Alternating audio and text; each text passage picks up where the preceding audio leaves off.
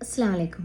ഇന്ന് നമ്മൾ സെൽഫ് ലവിനെ കുറിച്ചാണ് പറയുന്നത്. അപ്പോൾ ഈ അടുത്തായിട്ട് നമുക്കറിയാമല്ലേ, ഒരുപാട് സെൽഫ് ലവ് എന്ന് പറഞ്ഞിട്ടുള്ള ആ ഒരു വാക്ക് ഭയങ്കരമായിട്ട് പോപ്പപ്പ് ചെയ്തിട്ട് നമുക്ക് അറിയാം.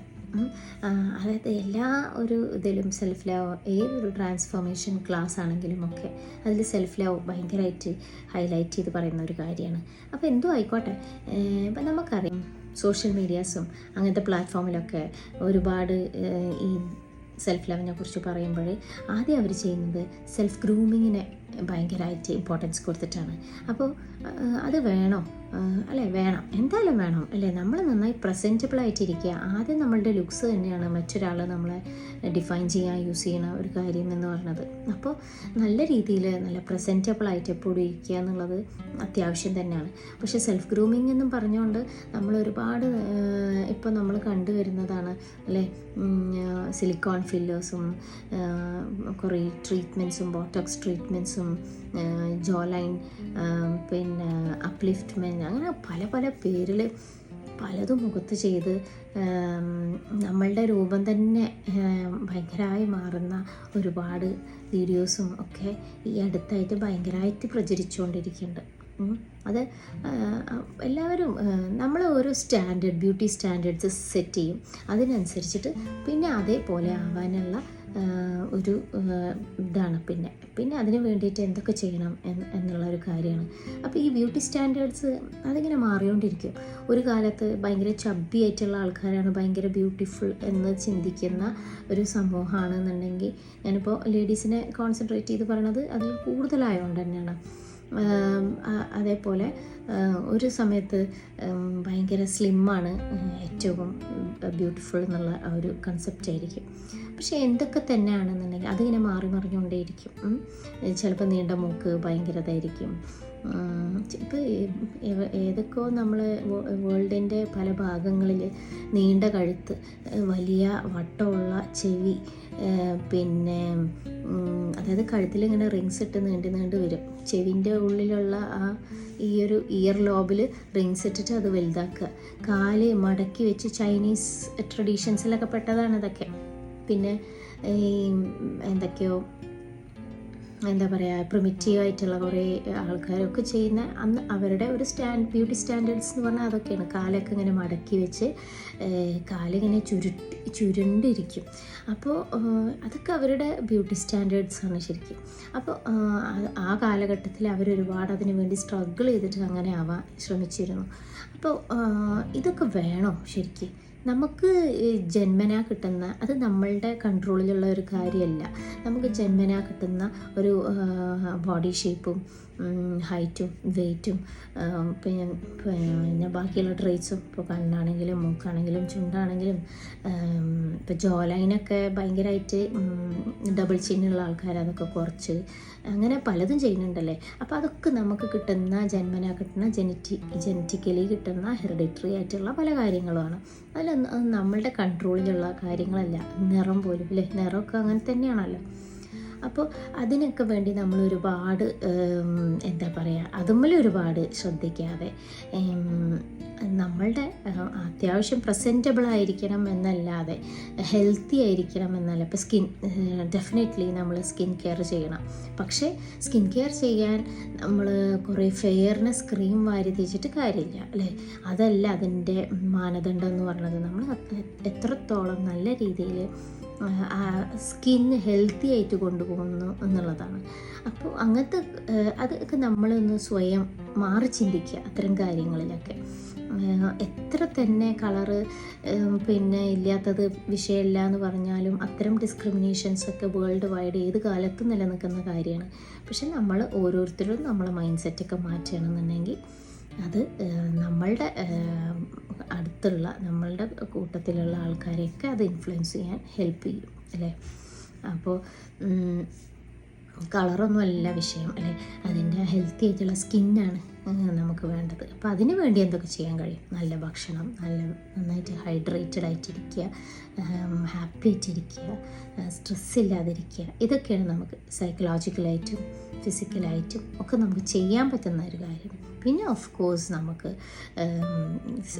ചെറിയ രീതിയിലുള്ള ബ്യൂട്ടി ട്രീറ്റ്മെൻറ്റ്സ് ഒക്കെ ചെയ്യുന്നതിൽ തെറ്റൊന്നുമില്ല അല്ലേ. നന്നായിട്ട് സുന്ദരിയായിട്ടിരിക്കുക അല്ലെങ്കിൽ സുന്ദരനായിട്ടിരിക്കുക എന്ന് പറയുന്നത് തെറ്റുള്ള കാര്യമല്ല. പക്ഷെ അത് അതിര് കടക്കരുത് എന്നുള്ളതാണ്. അതിന് വേണ്ടിയിട്ട് ഏതൊക്കെയോ ഈ ട്രെൻഡ്സിൻ്റെ പിന്നാലെ, ട്രെൻഡ്സ് എന്ന് പറയുമ്പോൾ തന്നെ മാറി മറിഞ്ഞുകൊണ്ടിരിക്കുന്ന ഒരു കാര്യമാണ്. അതിൻ്റെ പിന്നാലെ പോയിട്ട് നമ്മളെ തന്നെ ഇല്ലാതാക്കരുത്. അപ്പോൾ അത്ര കാര്യങ്ങളൊക്കെ അപ്പോൾ സെൽഫ് ലവിൻ്റെ ഒരു സെൽഫ് ലവ് എന്നും പറഞ്ഞുകൊണ്ട് ചെയ്യുന്ന സെൽഫ് ഗ്രൂമിങ് ടെക്നിക്സ് അതിൽ കടക്കരുത് എന്നാണ് ഞാൻ പറഞ്ഞു വന്നത്. കാരണം ഇപ്പോൾ പലരും അത് ചെയ്തുകൊണ്ടിരിക്കുന്ന ഒരു കാലം.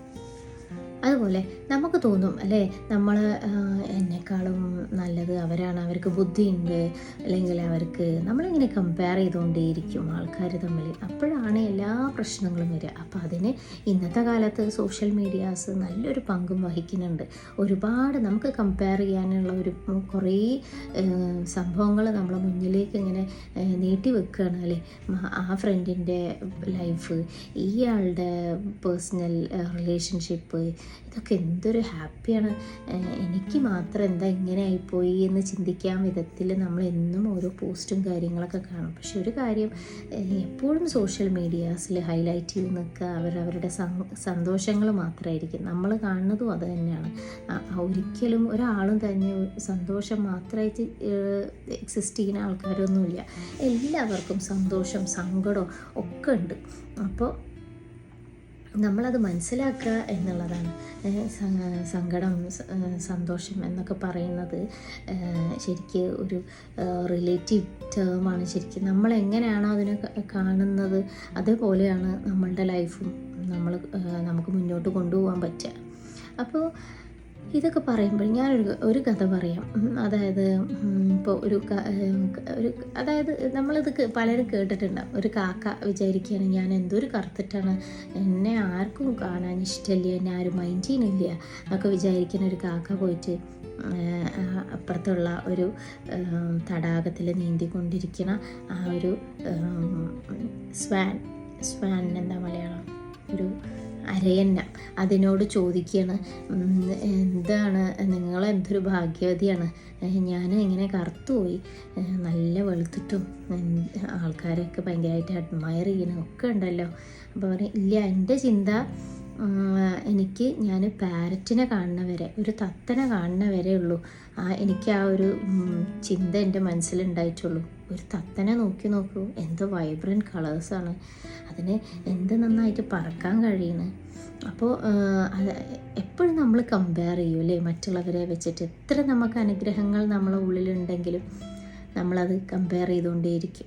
അപ്പോൾ വീണ്ടും അവർ രണ്ടുപേരും കൂടിയിട്ട്, ഈ കാക്കയും അരയനും കൂടിയിട്ട് ഈ പാരറ്റിനോട് ചോദിക്കുകയാണ്, തത്തനോട് ചോദിക്കുകയാണ്, നിങ്ങൾ ഭയങ്കര ഹാപ്പി അല്ലേ, ഞങ്ങളുടെ ഒരു ചിന്താഗതി ഇങ്ങനെയാണ് എന്നുള്ളത് ഇങ്ങനെ പറഞ്ഞപ്പം ഈ പാരറ്റ് പറഞ്ഞു, ഇല്ല, ഞാൻ ഒരു പീക്കോക്കിനെ കാണുന്ന വരെയാണ് എനിക്ക് ആ ഒരു ചിന്ത ഉണ്ടായിട്ടുള്ളൂ. പീക്കോക്കിനൊന്ന് നോക്കിയേ, എത്ര ആൾക്കാർ എത്ര ദൂരം യാത്ര ചെയ്തിട്ട് പീക്കോക്കിനെ കാണാൻ വരുന്നത് അവിടെ ഉണ്ട് എന്ന് പറയും. അങ്ങനെ അവർ പീക്കോക്കിനെ കാണാൻ പോകും. പീക്കോക്കിന് അപ്പോൾ ഒരു കൂട്ടിലാക്കി, ഒരു സൂലാണ്.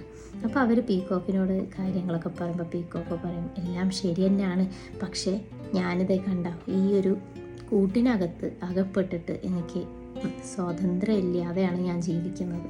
അപ്പോൾ എല്ലാവർക്കും അവരുടേതായ പ്രശ്നങ്ങളും, ഒരിക്കലും ആരും 100% സംതൃപ്തരല്ല അവരവരുടെ കാര്യങ്ങളിൽ. പക്ഷെ ആ ഒരു സംതൃപ്തി നമ്മൾ നേടിയെടുക്കുക, അതിൻ്റെ അളവ് നമ്മൾ കൂട്ടിക്കൊണ്ടേയിരിക്കുക എന്നുള്ളതാണ് സെൽഫ് ലവ് എന്ന് പറയുന്നത് അല്ലേ. നമുക്ക് ഡെഫിനറ്റ്ലി ഒരുപാട് ആൾക്കാരെ, പല കഴിവുകളുള്ള ആൾക്കാരെയൊക്കെ കാണുമ്പോൾ തോന്നും, അയ്യോ എനിക്ക് അങ്ങനെ ഇല്ലല്ലോ ഇങ്ങനെ ഇല്ലല്ലോ എന്നൊക്കെ തോന്നും. പക്ഷെ ആ തോന്നൽ നമ്മൾ അതിനെ അടിച്ചമർത്തണം. എങ്ങനെ? നമ്മൾ സ്വയം ചിന്തിക്കണം, എനിക്ക് എന്തൊക്കെ അനുഗ്രഹങ്ങൾ, മറ്റുള്ള അനുഗ്രഹങ്ങളുണ്ട്, അവർക്കില്ലാത്ത വേറെ എന്തൊക്കെ ഉണ്ട്. നമ്മൾ സ്വയം നമ്മളെക്കുറിച്ച് ചിന്തിച്ചുകൊണ്ടേയിരിക്കുക. അപ്പോഴാണ് നമുക്കതിൻ്റെ ആ ഒരു വാല്യൂ മനസ്സിലാവുള്ളൂ, നമ്മളുടെ വാല്യൂ മനസ്സിലാവുള്ളൂ. അതുപോലെ തന്നെ അത് മനസ്സിലാക്കാനുള്ള ഏറ്റവും വലിയ വഴി എന്ന് പറയുന്നതാണ് സെൽഫ് അവെയർനെസ്, അത് റിയലൈസേഷൻ, ഇങ്ങനെ ആ ഒരു അവെയർനെസ്, ഞാൻ എന്താണ്, മറ്റുള്ളവരുടെ മുന്നിൽ എൻ്റെ സ്ഥാനം എന്താണ് എന്നുള്ളത് മനസ്സിലാക്കുക എന്ന് പറയുന്നതാണ് ഏറ്റവും വലിയ ഒരു സെൽഫ് ലവിൻ്റെ പിന്നെ ഒരു കാര്യം. നമുക്ക് നമ്മളുടെ ഉള്ളിൽ നല്ല സ്ട്രെങ്ത് ഉണ്ട്. ആ സ്ട്രെങ്ത് നമുക്കത് തിരിച്ചറിയണമെങ്കിൽ ചിലപ്പോൾ വലിയ വലിയ നമുക്ക് എന്തെങ്കിലും ഒരു ബുദ്ധിമുട്ട് ജീവിതത്തിൽ വരുമ്പോഴായിരിക്കും ആ തിരിച്ചറിവ് നമുക്ക് മനസ്സിലാവുക. അതുവരെ നമുക്ക് ആ സാഹചര്യം വരാത്ത കാലത്തോളം നമ്മൾ വിചാരിക്കും എന്നെക്കൊണ്ട് ഇതൊന്നും താങ്ങാൻ കഴിയില്ല, അല്ലെങ്കിൽ എങ്ങനെ ഇതൊക്കെ സഹിക്കുക എന്ന് തോന്നും. പക്ഷേ ഒരു ബുദ്ധിമുട്ടുള്ള ഒരു ജീവിത പ്രശ്നം അല്ലെങ്കിൽ ജീവിത സാഹചര്യം വരികയാണെന്നുണ്ടെങ്കിൽ അപ്പോൾ നമ്മളുടെ ഉള്ളിലുള്ള ആ സ്ട്രെങ്ത് പുറത്തെടുക്കും. അപ്പോൾ അങ്ങനെയാണ് നമ്മൾ അപ്പോൾ ആ ഒരു സ്ട്രെങ്ത് നമ്മുടെ എല്ലാവരുടെ ഉള്ളിലും ഉണ്ട് എന്നുള്ളത് സ്വയം വിശ്വസിക്കുക എന്നുള്ളതാണ്. അത് മനസ്സിലാക്കുക, മുന്നേ കൂട്ടി അത് മനസ്സിലാക്കി കഴിഞ്ഞിട്ടുണ്ടെങ്കിൽ അത്തരം പ്രശ്നങ്ങൾ വരുമ്പോൾ അതിനെ ഡീൽ ചെയ്യാൻ ഒന്നും കൂടി എളുപ്പമായിരിക്കും. അപ്പോൾ അതുപോലെ തന്നെയാണ് ചില ഒബ്സ്റ്റക്കിൾസ് ഉണ്ടാവും അല്ലേ, നമ്മളെ ഇപ്പം ഞാൻ നേരത്തെ പറഞ്ഞ പോലെ ചില ഒബ്സ്റ്റക്കിൾസ് നമ്മളെ സ്നേഹിക്കാൻ നമുക്ക് അതിൻ്റെ ഇടയിൽ വരുന്ന തടസ്സങ്ങളാണ് ഈ ഒബ്സ്റ്റക്കിൾസ്. നമ്മളൊരു ചിന്ത ഉണ്ട്, ഞാൻ ചെയ്യുന്ന കാര്യങ്ങളെല്ലാം മറ്റുള്ളവർ കാണുമ്പോൾ അത് പെർഫെക്റ്റ് ആയിരിക്കണം, എന്നെ ആരും കുറ്റം പറയാൻ പാടില്ല, ഞാൻ ചെയ്യുന്നത് വളരെ നല്ല രീതിയിൽ പിന്നെ ആരെ കൊണ്ടൊന്നും പറയിപ്പിക്കാതെ അങ്ങനെ ചെയ്യണം, എനിക്ക് എന്ത് ചെയ്യണമെങ്കിൽ അതിൻ്റെ 100% ഒരു പൊട്ടൻഷ്യലോട് കൂടി വേണം ഞാൻ എന്ത് കാര്യം ചെയ്യാനും എന്നൊക്കെ ഞാൻ ഇങ്ങനെ ചിന്തിക്കും. ആ പെർഫെക്ഷനിസം നമ്മളെ ജീവിതത്തിൽ വന്നു കഴിഞ്ഞിട്ടുണ്ടെങ്കിൽ നമ്മൾ എവിടെ എത്തില്ല അല്ലേ. അപ്പോൾ അത് നല്ലതാണോ എന്ന് ചോദിച്ചിട്ടുണ്ടെങ്കിൽ നല്ലതല്ല. കാരണം നമ്മൾ പതിയെയാണ്, പെർഫെക്റ്റായിട്ടൊന്നും തന്നെ ഇല്ല അല്ലേ. അതിൽ ഒരുപാട് പഠിക്കാനും കുറേ താളപ്പിഴവുകൾ വരും. എന്നിട്ട് നമ്മൾ അതിൽ നിന്ന് കുറേ പഠിച്ച് അങ്ങനെയാണ് എല്ലാവരും മുന്നോട്ട് പോവുക. അപ്പോൾ അതും വിചാരിച്ചിട്ട് നമ്മളൊരു കാര്യം ചെയ്യേണ്ട കാര്യങ്ങളൊന്നും ചെയ്യാതെ അങ്ങനെ പോവുകയാണെന്നുണ്ടെങ്കിൽ ഒരു കാര്യത്തിലും നമ്മൾ വിചാരിച്ച ആ ഒരു പിന്നെ പോയിന്റിലേക്ക് എത്തൂല, അതങ്ങനെ നീങ്ങി പോവുള്ളൂ. അപ്പോൾ നമ്മൾ വിചാരിച്ച ഒന്നും നടക്കൂല അല്ലേ. അപ്പോൾ പെർഫെക്ഷനിസം തികച്ചും നമ്മൾ ജീവിതത്തിൽ നിന്ന് ഒഴിവാക്കേണ്ട ഒരു കാര്യമാണ്. അത് നമ്മളെ തന്നെ അപ്പോൾ വീണ്ടും നമുക്ക് തോന്നുന്നു ഞാനൊന്നും ചെയ്യുന്നില്ല. പക്ഷേ നമ്മൾ ആ പെർഫെക്ഷനിസം എന്നുള്ള കാര്യത്തിനെ മാറ്റി വെച്ച് നമ്മൾ ചിന്തിച്ച ആ ഒരു കാര്യം നേടണം എന്നുണ്ടെങ്കിൽ അത് ചെയ്തു തുടങ്ങുകയാണ്. ചില തെറ്റുകളൊക്കെ വരും, വീണ്ടും അതിൽ നിന്ന് പഠിച്ച് മുന്നോട്ട് പോവുകയാണെന്നുണ്ടെങ്കിൽ കുറച്ച് കഴിഞ്ഞിട്ടുണ്ടെങ്കിൽ നമുക്ക് നമ്മളെക്കുറിച്ച് തന്നെ ഒരു മതിപ്പായിരിക്കും. അപ്പോൾ എല്ലാവരും ആ ഒരു പെർഫെക്ഷനിസം എന്ന് പറയുന്ന ആ കാര്യത്തെ പതിയെ ജീവിതത്തിൽ നിന്ന് അങ്ങനെ ഒരു ചിന്ത നിങ്ങൾക്കുണ്ടെന്നുണ്ടെങ്കിൽ അത് മാറ്റുക. എന്നിട്ട് നിങ്ങൾ ആഗ്രഹിച്ച കാര്യങ്ങളിലൊക്കെ മുന്നോട്ട് നല്ല ഉഷാറോട് കൂടിയിട്ട് തന്നെ മുന്നോട്ട്, തെറ്റുകളും പ്രശ്നങ്ങളും എല്ലാം ഉണ്ടാവും, പക്ഷെ അതിനൊക്കെ മറികടക്കാനുള്ള സ്ട്രെങ്ത് ഉള്ളിലുണ്ടെന്ന് വിചാരിച്ചുകൊണ്ട് മുന്നോട്ട് നീങ്ങുക. അതേപോലെ നേരത്തെ പറഞ്ഞ പോലെ തന്നെയാണ്, അതായത് എന്നെ ആൾക്കാരുടെ ഇടയിൽ പോയി ഉണ്ടെങ്കിൽ കൊള്ളൂല കാണാൻ, അല്ലെങ്കിൽ എന്നെ ആരും മൈൻഡ് ചെയ്യില്ല, എനിക്ക് സംസാരിക്കാനുള്ള കഴിവില്ല, അല്ലെങ്കിൽ എനിക്ക് ഫ്രണ്ട്സുകളൊന്നുമില്ല, ഇങ്ങനെയൊക്കെ പല പല ചിന്തകൾ നമ്മളുടെ ഉള്ളിലുണ്ടാവില്ലേ. ലിമിറ്റിംഗ് ബിലീഫ്സ് നമ്മളെക്കുറിച്ച് തന്നെ, അല്ലെങ്കിൽ ആർക്കും എന്നെ ഇഷ്ടാവില്ല, അങ്ങനെയൊക്കെ നമ്മൾ വിചാരിക്കും. അപ്പോൾ അത്തരം കാര്യങ്ങളൊക്കെ നമ്മൾ ആ ഒരു മനസ്സിൽ നിന്ന് എടുത്ത് ഒഴിവാക്കുക എന്നുള്ളതാണ്. ഒരാളെ ഇഷ്ടപ്പെടാനോ അല്ലെങ്കിൽ ഒരാളെ മറ്റുള്ളവരുടെ ഇടയിൽ പിന്നെ ശ്രദ്ധിക്കപ്പെടാനോ നമ്മളുടെ ലുക്സൊന്നും വലിയ പ്രാധാന്യമില്ല. അവരുടെ കഴിവുകൾ, അവരുടെ ഉള്ളിലുള്ള സ്ട്രെങ്ത്ത്, അത്തരം കാര്യങ്ങളും കൂടി അതിന് ബാധകമാണ് അല്ലേ. നല്ല രീതിയിൽ നല്ല പ്രസൻറ്റബിൾ ആയിരിക്കണം. പക്ഷേ അങ്ങനെ പ്രസൻറ്റബിളൊക്കെ ആയിട്ട് ഒരാൾ വന്ന് അയാൾ ആ ഒരു കാര്യം എന്ത് കാര്യത്തിലാണോ അയാൾ ചെയ്യാൻ വന്ന ഒരു ജോലിക്ക് വരുന്ന ഒരാളാണ്, അവിടെ അയാൾ നന്നായി പെർഫോം ചെയ്തില്ലെങ്കിൽ പിന്നെ അയാളുടെ റോൾ എന്താണ്? അപ്പോൾ ആ കാണുന്ന ആ ഒരു ഇതേ ഉള്ളൂ അല്ലേ, ആ ഫസ്റ്റിലുള്ള ആ ഒരു ഇംപ്രഷൻ മാത്രമേ ഉള്ളൂ. അപ്പോൾ എപ്പോഴും നമ്മളുടെ സ്ട്രെങ്ത് എന്ന് പറയുന്നത് അതിലൊന്നുമല്ല കിടക്കുന്നത്, നമ്മൾ ചെയ്യുന്ന കൺസിസ്റ്റൻ്റായി ചെയ്യുന്ന ഹാർഡ് വർക്കിലാണ് എന്തോ കിടക്കുന്നത്. അപ്പോൾ നിങ്ങൾ അത്തരം കാര്യങ്ങളൊക്കെ പ്രത്യേകിച്ച് ബോഡി ഇമേജൊക്കെ മനസ്സിൽ നിന്ന് എടുത്ത് കളയാം. ഓക്കെ, പിന്നെ വേറൊരു കാര്യം എന്ന് പറഞ്ഞാൽ നമ്മൾ എപ്പോഴും മറ്റുള്ളവരെ ഹാപ്പിയാക്കാനുള്ള ശ്രമം നടത്താറുണ്ട്. അതിൻ്റെ ഒരു ആവശ്യവുമില്ല അല്ലേ. നമ്മളെ പ്ലീസ് ചെയ്യുക, അവരെന്ത് വിചാരിക്കും, ഇവരെന്ത് വിചാരിക്കും, അല്ലെങ്കിൽ അവർക്ക് സന്തോഷമാവില്ല, ഇവർക്ക് സന്തോഷമാവില്ല. നമ്മൾ ചെയ്യേണ്ട കാര്യങ്ങൾ ജെന്യുവിനായിട്ട്, സ്ട്രെയിറ്റ് ഫോർവേഡായിട്ട്, അതിൻ്റെ ആ ഒരു ആത്മാർത്ഥത നിലനിർത്തിക്കൊണ്ട്, അതിനൊരു ഏതൊരു കാര്യം നമ്മൾ ചെയ്യുകയാണെങ്കിലും അതിനൊരു ലക്ഷ്യബോധം ഉണ്ടാവും. ആ ലക്ഷ്യബോധത്തിനെ വഴി തെറ്റാതെ മുന്നോട്ട് കൊണ്ടുപോകുക. അതിന് അപ്പുറം ഇപ്പുറം നിൽക്കുന്ന ആൾക്കാരുടെ ഒരു വാലിഡേഷനൊന്നും നമുക്കൊരിക്കലും ആവശ്യമില്ല. നമ്മൾ ചെയ്യാൻ ഉദ്ദേശിച്ചത് ആത്മാർത്ഥമായിട്ടുള്ള കാര്യങ്ങളാണെന്നുണ്ടെങ്കിൽ definitely it will come in place. അപ്പോൾ ഇത്രയൊക്കെ പറഞ്ഞുകൊണ്ട് ഇന്നത്തെ ഈ ഒരു വീഡിയോ ഇവിടെ അവസാനിക്കുകയാണ്. നിങ്ങളെല്ലാവരും ഈ വീഡിയോ ഇഷ്ടമായി എന്നുണ്ടെങ്കിൽ നിങ്ങൾ ഇത് സബ്സ്ക്രൈബ് ചെയ്യാനും മറ്റുള്ളവർക്കൊക്കെ എത്തിച്ചു കൊടുക്കാനും ലൈക്കൊക്കെ ചെയ്തിട്ട് സപ്പോർട്ട് ചെയ്യാനും ഒക്കെ ശ്രമിക്കണം. അപ്പോൾ വീണ്ടും അടുത്ത വീഡിയോയിൽ കാണാം.